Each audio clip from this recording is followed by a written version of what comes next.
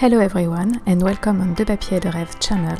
I'm Ursula and today I will show you how I play with a new color and how I test it in order to see how she is capable of doing.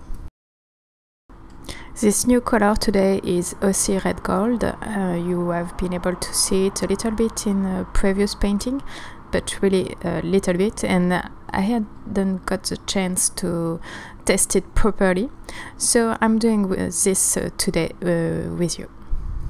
So Aussie Red Gold is a really powerful gold color with a red tone if you put it in a very highly saturated way. So it's a really powerful color, and I have to see if I can play it softly with it or not, and my test will be all about that. I will see how it reacts when it's put in high quantity, and if I can blend it to almost nothing, if it will stay quite powerful or not. So my subject today is quite similar to the video of last week. It's flowers, but painted in a way that maybe you cannot say which flower it is. It's a very loose way of painting flowers, and I kinda like a lot this way of painting because it's very relaxing for me, and I think the result is often very nice. I started my first wash by putting this Aussie Red Gold color in quite a large area, and I work very softly and I don't want any hard edges on this first wash, but I want to add other color to it in order to see if my Aussie Red Gold will blend a lot with another color put next to it. So I'm using violet mostly and a sort of bluish green in order to get a more contrast in color in this first wash. You know that if you use an opposite color on the color wheel, it will make a very strong contrast in color, and it's often nice to make some other color pop. And now I've started my second layer, and in this layer I will add a little bit more details, but I'm still building my color setup, so it's also a very loose layer, but I can play a little bit more with colors, and things comes along nicely. Basically, I'm putting the same color on the same area than the first layer in order to get them a little bit more darker, and maybe I'm tweaking a little bit the color for it to be a little brighter or not, but that's all I'm doing on this second layer. But this time I get hard edges. This will help me to define my shapes, so it's important to have hard edges and soft edges.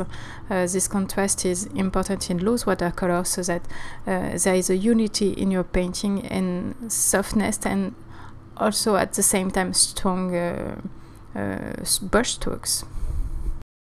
But let's talk about supplies. For the brushes I've used an Escoda Aquario number 18, and for the color I use blue Indanthrene, Quinacridone Gold, Rose Madder Lake, and of course Aussie Red Gold. And my paper is Canson Héritage in rough. And you have seen it in my supplies list. I'm using only one brush for this painting, and it's because it's quite a large piece of paper I have right now, and I was feeling very comfortable with my big mop. It's a very nice brush because it's very big, and I can apply color on big area very easily. But I also have a very nice pointed end to this brush, so that I can make very fine brush strokes with it. It's a little bit tricky to get them because I have to put very little pressure in order to get this really sharp point, but it allows me to have nice mark on my paper and very expressive marks. But if you feel more comfortable with a smaller brush or a dagger-shaped brush, you can totally use it for the fine line work I'm doing.